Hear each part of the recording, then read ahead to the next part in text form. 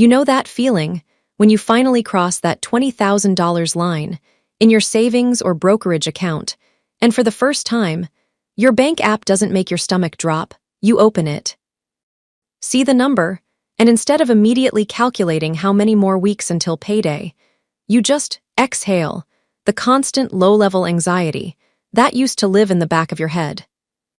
Starts to quiet down. You're not rich, not even close, but you're not one surprise expense away from disaster anymore. That's the first real taste of security. But here's the thing most people miss, and I missed it too for way too long, that $20,000 breakthrough is only the beginning. Once you get past it, the real magic starts happening. Your confidence doesn't just grow a little, it compounds, exactly like your money does, and the fear that used to control every decision, it fades so completely that you start making moves you never thought you'd have the guts to make. Hi, my name is Aisha, and I spend way too much time thinking about the weird psychology of money, why some people stay stuck for decades, while others suddenly take off after one small win. If you're in that 25 to 40 range, grinding a regular job, paying rent or a mortgage, maybe juggling student loans or little kids, and you're tired of feeling like money is always one step ahead of you, this one's for you. Stick with me, because what happens after that first $20,000 is honestly more life-changing than getting there in the first place. Let me ask you something. When you picture someone who's good with money, do you still imagine a trust fund kid? Or a six-figure executive? Most of us do.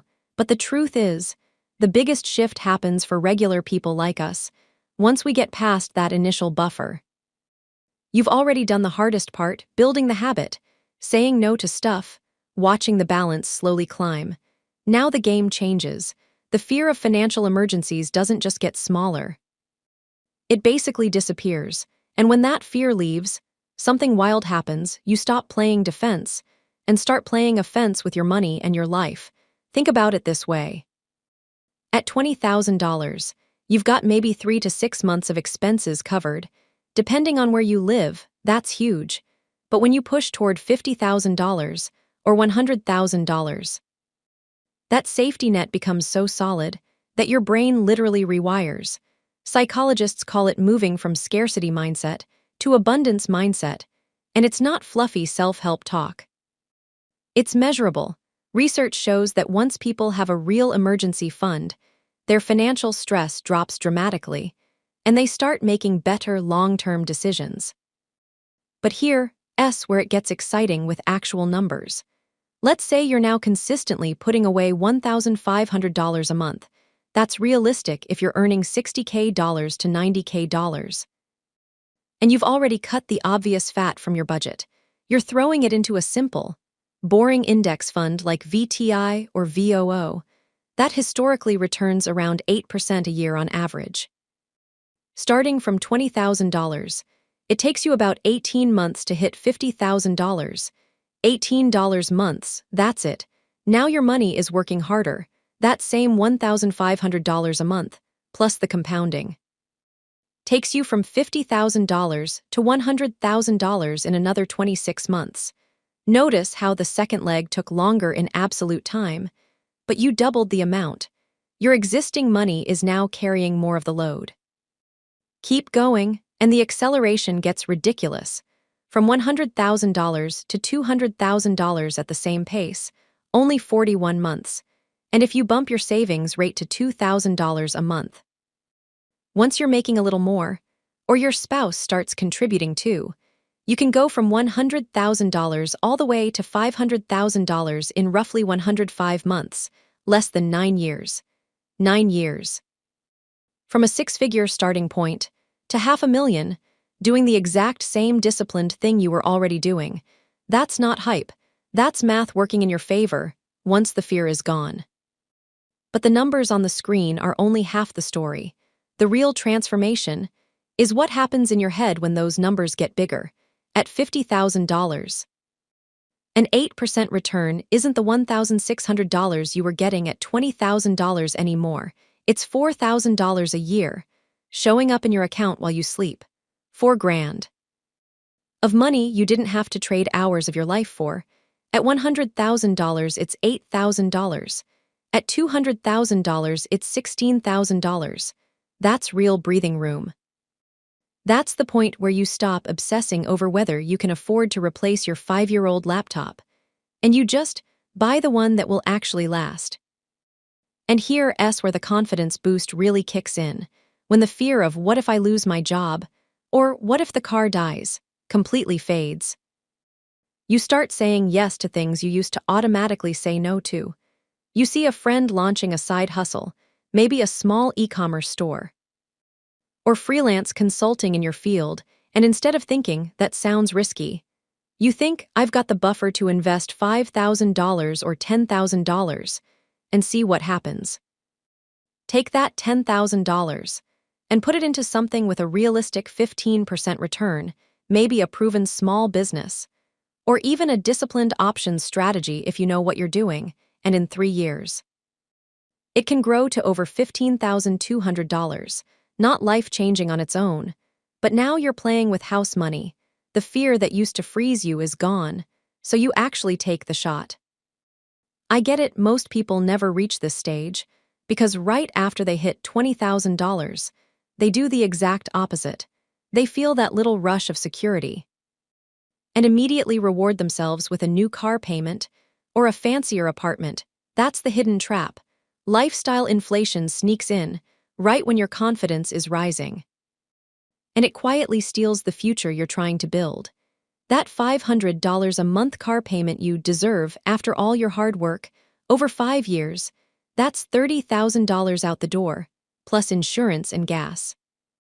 If you had invested that same $500 every month at 8%, you'd have over $36,700 sitting there instead. $36,000.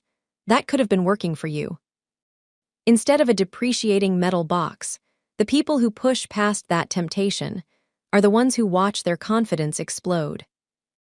They start negotiating at work like they actually believe they're worth more, because they are. With 6 months or a year of expenses covered, you can walk into your boss's office and ask for that 15 or 20% raise without your voice shaking. Worst case, they say no, and you've still got options. You can take that conference your company won't pay for. Invest in the course that teaches you the skill that gets you promoted, or even start exploring a higher-paying role, knowing you won't miss rent if the transition takes 3 months. This is the part that still surprises me. Every time I talk to people who have done it, once the emergency fear is completely gone, you stop seeing risks everywhere and start seeing opportunities everywhere. Your brain has bandwidth again. You notice the 401k match you were only contributing enough to get half of, now you max it. You open a Roth IRA and actually fund it every year. Because the tax-free growth suddenly feels real, you diversify into a few individual stocks or even a small real estate deal because you've run the numbers. And you know the downside is covered. Let me paint the picture of what this actually looks like day to day. You wake up, check your accounts, and instead of stress, you feel this quiet pride. Your emergency fund is at $60,000 now, rock solid. Your brokerage is climbing toward $150,000. That unexpected $1,200 dentist bill, you laugh and pay it from checking. Your friend texts about a business idea that needs $8,000 seed money. You run the numbers, see the potential 20-25% return if it works, and you actually wire the money. Because you know if it doesn't pan out, you're still completely fine. That's freedom. That's the confidence compound. And the career moves, they accelerate everything. The version of you with real money behind you becomes more assertive, more creative, more valuable at work. You take on the stretch project, you speak up in meetings.